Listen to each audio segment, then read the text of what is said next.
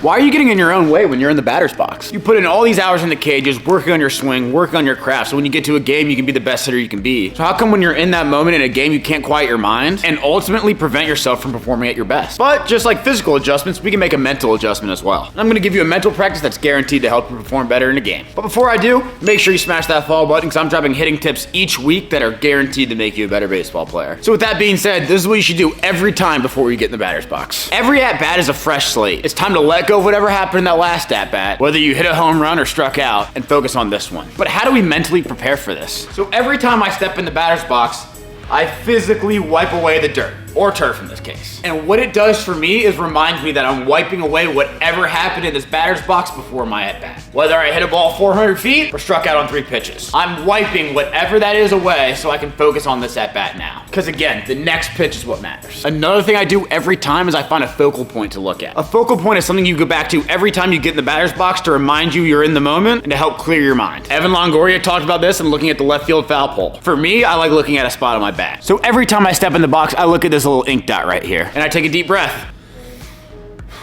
That physical action allows me to be present in the moment. I'm not worried about my swing mechanics. I'm just worried about seeing the ball and hitting the ball. Every time I step in that box, I'm ready to go. These are 2 simple things you can do every time you get in the batter's box to be ready for that pitch and ultimately give you the best chance to succeed. Make sure you drop a ball for all things baseball, and let's defeat doubt.